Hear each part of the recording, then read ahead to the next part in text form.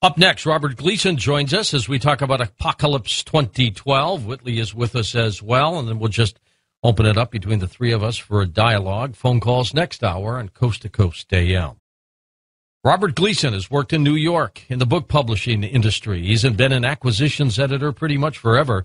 His authors include Henry Miller, Robert Heinlein, Hubert Shelby, Jim Thompson, Nancy Friday, yes, Whitley Strieber as well, and a little bit of me too. And here he is on Coast to Coast. Robert, how are you? Real good. How are you doing, George? Good to talk with you. And Whitley's with us, too. Robert, of course, was on our program back in June. He has written a book called Apocalypse 2012. And, Whitley, I'm going to bring you in on this discussion, too, and we'll just all chat. But, Robert, what's your take again on 2012? We're getting closer to that date, aren't we? Yeah, well, I've always believed that, you can't, and it seems on one hand kind of irrational to say why should, we all know that one day the world will come to an end, but why would it have to be specifically? There's been 20 major extinction events in the history of our planet, and one day, there will be another one, and that whether it's a gigantic asteroid strike or, we'll pass through the path of a supernova as Whitley has in his new novel that's going to be coming out next year, the Omega Point. Something like that would be completely unpreventable. It's going to happen. But why should it be December 21st, 2012? But my answer to that always is that the Maya understood a lot of stuff that we can't explain. They, for instance, knew that our galaxy, which they called the Tree of Life, is a thin spiraling disk. And that they believed it so passionately, they embedded it into their written language. That the pictograph, the hieroglyph for the Mayan galaxy is called the Hunabku, and it is a thin spiraling disk. In fact, I have a sterling silver replica of it that I carry on my keychain.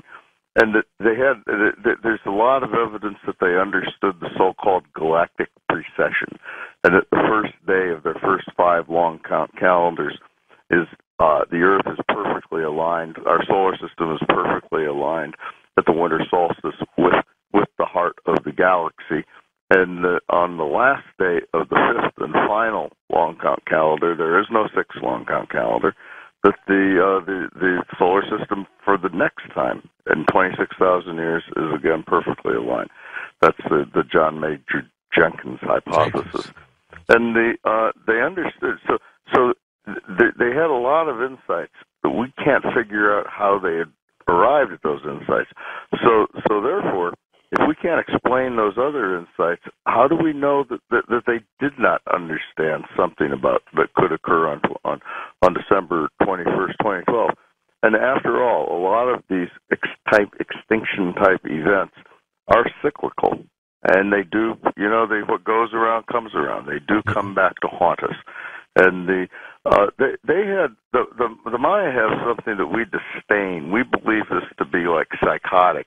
They had a kind of divine revelation. They had a kind of they had epiphanies that we tend to love pure reason. That we idolize people that come up with a theory of relativity or a theory of evolution. They looked up and exalted in mystic visions. And they through these mystic visions, they had these incredible insights. And we just can't explain how did they have these spectacular revelations. We can't explain that, and we just really don't understand it. And so you can't dismiss it out of hand. When we look at Mel Gibson's movie, for example, Apocalypto, we think of the Mayans, we see the Mayans in that movie as a very violent society. And then you sit back and say, now these people were brilliant. They understood astronomy. They understood planting. They understood a lot of other things. How could they be so violent, cutting out hearts of people, chopping off heads and everything else? Do you think, Bob, and we'll get Whitley's take on this too, do you think they were really that violent, or has Hollywood done that too? Well, but it's all a matter of, it's a matter of perspective, compared to what? That, were they violent compared to the Battle of Stalingrad? where 3.2 million people died in 199 days? Were they violent compared to the firebombing of Tokyo or Hiroshima, the nuking of Hiroshima? A lot of what this violence was quite bloody and so despicable. It was ceremonial. It was part of what to them was a religious ceremony, and the wars they fought were very largely ceremonial. They did not, they didn't fight, wars of extermination, which we do. And again, it was, if you want to compare the violence of the Maya to the violence of the Spanish Inquisition, we forget that the Spanish came over and they killed 99% of the, either directly or indirectly, they killed 99% of the indigenous Mexican population. The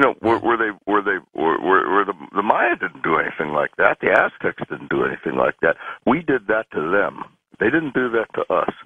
And so you want to talk about the kind of violence they had. If you can justify the Spanish Inquisition, then maybe you can turn around and criticize then you can criticize the Aztecs and the Maya for their violence. It seems to me. Good point. Whitley, you have a new work coming out called The Omega Point, right? Yes. Tell me what the theory is behind it. Well, The Omega Point is turning out to be a book like some of my other books, like Nature's End, which just endlessly creeped me out because it kept coming true. And I wrote The Omega Point on the theory that perhaps we were entering an area of the galaxy where there would be we would come into the expanding cloud of an ancient supernova, and that this would first be detected by the plasma of the plasma flux in the solar system getting higher and higher and higher, and that it would start in 2012. And everyone the book starts out with everyone sort of having a good laugh on December the 21st, 2012, because nothing happens except a bunch of New Age people float with their robes and then they all go away again. But this plasma flux begins to rise. Now, here's the problem.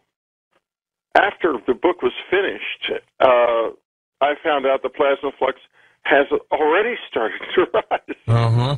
So it's a novel, I hope. But it's really not so much about 2012, and it's not so much even about catastrophe, although it does take place effectively at the end of the world. It's about the fate of the human soul. And I have had, in the past year, an incredible experience, a personal experience of discovery of the reality of the afterlife and of reincarnation. I've been talking about it a lot on Dreamland. In fact, last week's show was with the authors you've had on your show last June of Soul Survivor, that remarkable book about reincarnation of a little boy who was a reincarnated military officer. And I've become convinced that there is a soul. And, being a basically very skeptical person, I didn't come to my life experience as an adult with that idea at all.